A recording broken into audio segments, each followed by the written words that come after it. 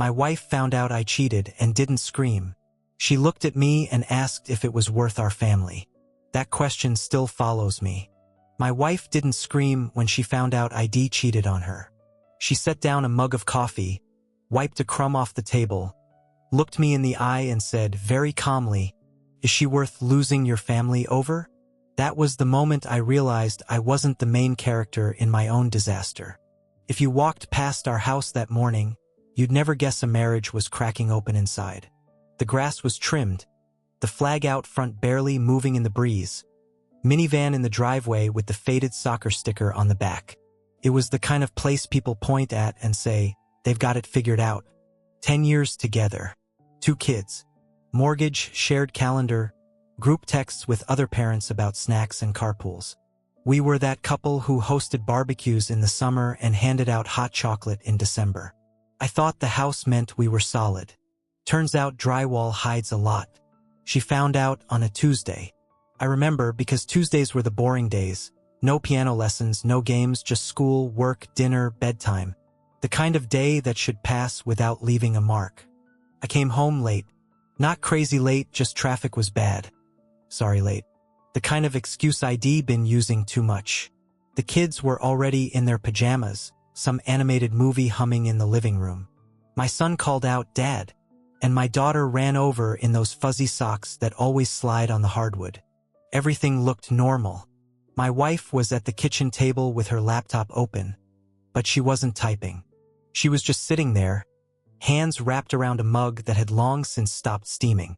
There was this stillness about her that made my stomach drop before she even said a word. "Hey," I tried to sound casual. "Rough day?" She looked up, and her eyes were red, like she'd been crying for hours and then run out of tears. She studied my face for a long moment, like she was trying to decide if I was someone she knew or a stranger who'd broken into her life. "Where were you really?" she asked. Those 4 words landed harder than any shout could have. My brain did that stupid scramble, flipping through lies like radio stations, traffic, late meeting, had to help a coworker. But every station was static. Because I knew somehow that she wasn't guessing. She was confirming. I pulled out the chair across from her, but I didn't sit. My knees felt like they'd fold if I tried. What do you mean?" I said, and even I hated how weak it sounded. She turned the laptop toward me. There was a social media page open. A woman's profile picture. A face that had become way too familiar over the last few months. Under it, a message. Just one line that made my heart slam against my ribs. "Does your husband usually text other women 'I miss you' at midnight?" Sent to my wife. From her. From the girl I never should have answered. From the woman I'd crossed the line with. From the person I would discover, in the worst possible way, was someone I'd known once before. My childhood friend. I stared at the screen like if I blinked, that message would disappear. Didn't. Her profile picture stayed there. Tilted head, half smile, sunlight in her hair from some outdoor brunch or whatever people post these days. My wife's voice cut through the buzzing in my ears. "Who is she?" I opened my mouth, but nothing came out. I knew her name, obviously. I knew what kind of coffee she liked, the way she laughed at her own bad jokes, the song she put on repeat when she was stressed. I knew the shape of the line I'd crossed with her. But who is she? Was a different question. "She's someone from work," I finally said, and it sounded lame the second it left my mouth. My wife's jaw tightened. "Try again." I could feel my pulse in my throat. The kids laughed at something in the living room, this bright, innocent sound that felt cruel just then. Like the world outside that kitchen refused to acknowledge that everything in it was breaking. "She's a friend," I said. It got out of hand. The truth shrunk down to something small enough to hold without cutting myself on it. My wife nodded slowly, eyes never leaving my face. "How long?" "Couple of months," I whispered. That was the first time I saw her flinch. She closed her eyes for a second like she was bracing for a wave and then opened them again. "You know what's funny?" she said. "She wrote me this whole message. Told me how she didn't want to be the other woman in a marriage with kids, as if that makes it noble. She let out a humorless little breath. She said she thought I deserved to know. And she signed her name. She dragged the laptop a little closer and scrolled so I could see the bottom. There it was. Her full name. And my brain did this weird lurch, like when you hit a pothole you didn't see. Because the last name was familiar. Not from work. From somewhere older, dustier. I whispered it out loud. First and last. Suddenly I could see a backyard, plastic cups of lemonade, a girl with scraped knees and a crooked ponytail, daring me to jump off the swing because you're not going to break anything important. A girl I hadn't thought about in years. No way, I said before I could stop myself. My wife narrowed her eyes. You recognize it. I grew up with a girl with that name, I muttered. We lived on the same street until I was like 10. I didn't even connect it. Didn't even ask. Didn't even think that the woman I was trading late-night messages with, meeting in quiet corners of town, used to share crayons with me on the sidewalk. My wife gave a short, sharp nod, like she'd expected as much from me. Well, she remembers you, she said. She mentioned a treehouse, and a broken wrist, and a boy who cried when she moved away. The room shifted. The past and the present collided right there on our kitchen table, between the unpaid bills and the kids' art projects. ID betrayed my wife with a stranger. Except she wasn't a stranger at all. I don't know how long I stood there, leaning on the back of that chair, staring at her name on the screen while my life rearranged itself in my head. Say something, my wife said quietly. Yeah, I swallowed. We grew up together. There was this treehouse in the neighbor's yard. Her dad built it. I broke my wrist jumping out of it after she dared me. She mentioned that, my wife said you cried all the way to the hospital but refused to let go of her hand. That part one barely remembered until she said it. And then it was right there. Hot summer air, gravel under my sneakers, her small hand gripping mine while I tried to act brave. It hit me in this strange, twisted way. The first person I ever trusted like that had become the person I betrayed my wife with. How did you reconnect? She asked. At work, I said. She joined the company in the spring. Different last name.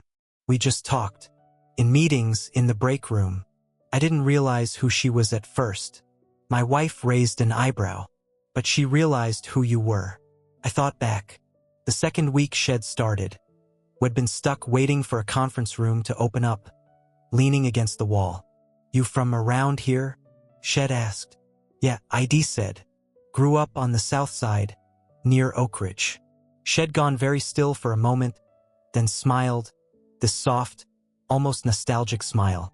I used to live near there, Shed said. There was this old oak tree with a treehouse. Kids would jump out of it like maniacs. ID laughed. Yeah, I broke my wrist doing that when I was 10. Her eyes had snapped to me. No way.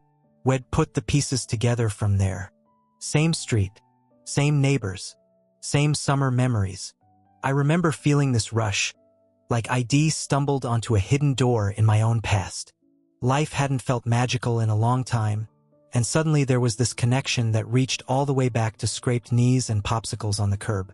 I didn't tell my wife any of that part. I just said, we figured it out later.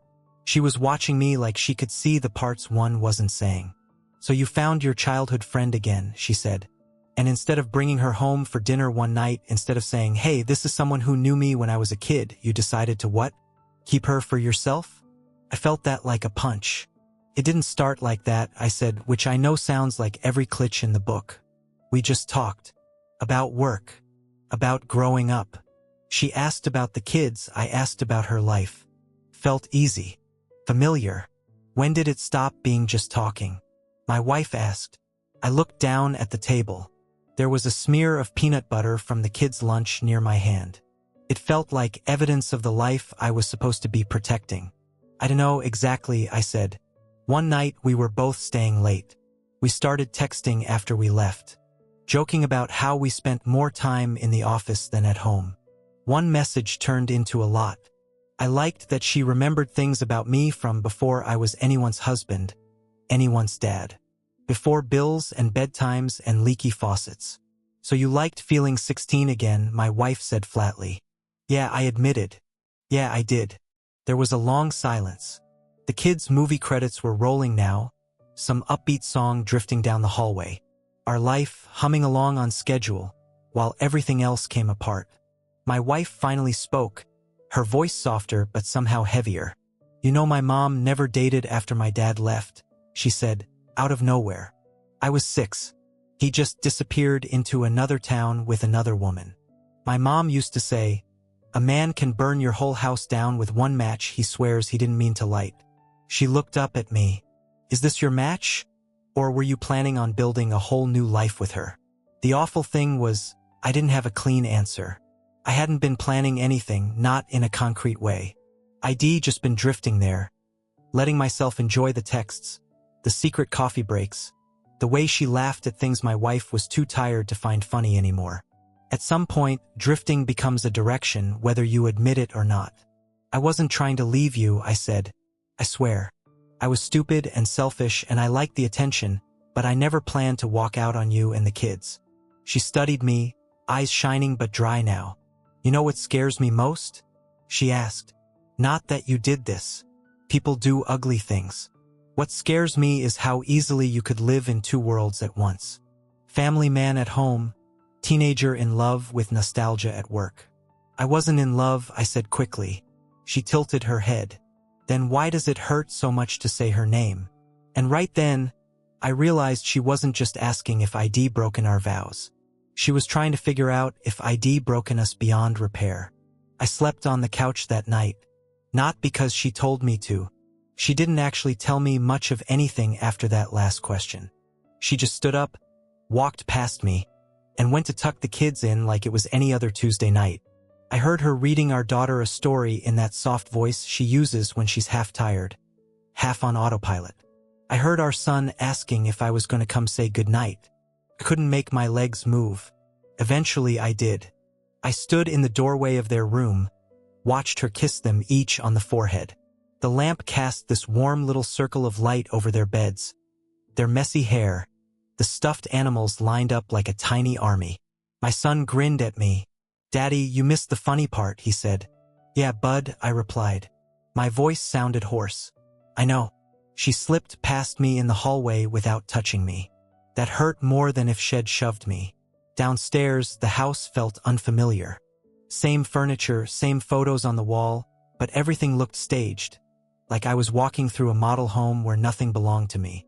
I pulled the old throw blanket off the back of the couch and lay there in the dark, staring at the ceiling.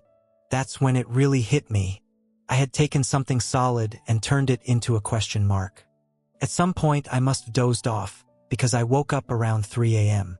with my neck aching and the TV remote digging into my ribs. The kitchen light was on. I heard the faint clink of a spoon against a mug. She was sitting at the table again, robe on, hair pulled up in a messy knot, staring at nothing. There was a half-eaten bowl of cereal in front of her, like she'd poured it just to have something to ignore. "Can I sit?" I asked.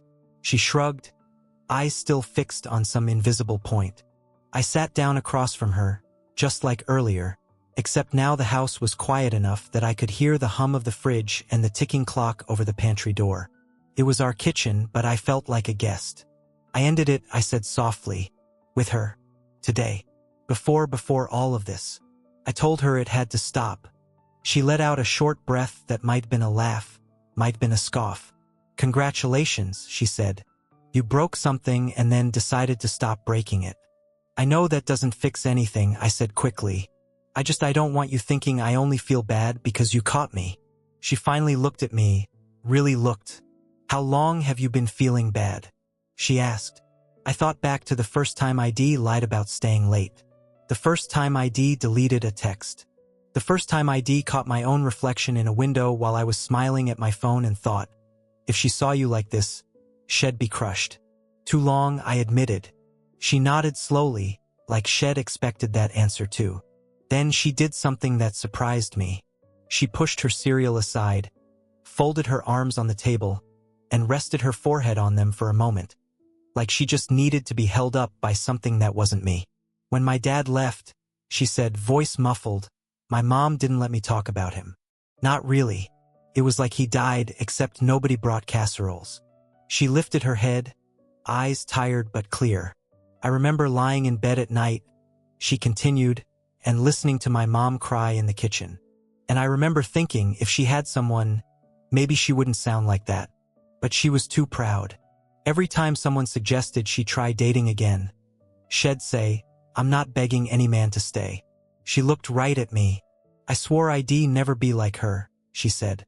"I swore I'd never be a single mom if I could help it. It's too hard on the kids. It messes with you in ways you don't understand until you're older." The first reason. It landed between us, heavy and real. "I don't want our kids growing up with 2 houses and a schedule," she went on.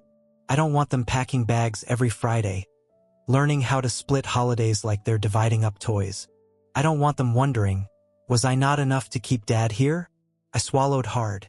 I'd been so wrapped up in my own guilt that I hadn't let myself fully picture what it would look like for them. "I don't want that either," I said quietly.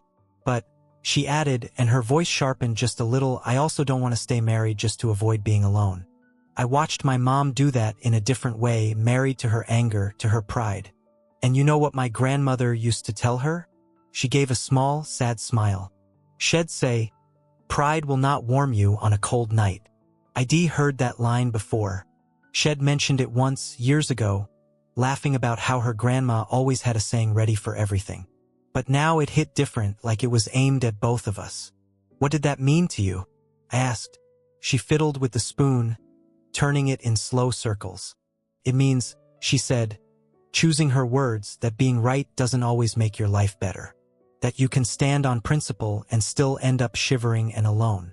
My mom held on to her pride so tight, she squeezed out any chance of comfort, of help, of partnership. Her eyes glistened, but she didn't look away. "So here I am," she said. "I can walk out, tell everyone you cheated, let them clap for me for being strong and independent. I can blow up your life and say I did it because I respect myself." Or she took a breath that shook a little on the way out. "Or I can decide that this one awful, selfish, broken chapter is not worth burning the whole book over." My heart pounded. "Are you saying?" "I'm saying," I'm thinking, she cut in. "I'm thinking about the kids, about my own childhood, about my grandmother's voice in my head. I'm thinking about how much I hate what you did and how much I still care about the idiot who did it." The word hung there. "Still." She sighed and rubbed her temples. "Don't mistake this for forgiveness," she said. "Not yet. I'm not there. I don't know when I'll be there. But I'm not packing bags tonight. Or tomorrow. Probably not next week." A strange mixture of relief and shame washed over me. She wasn't letting me off the hook.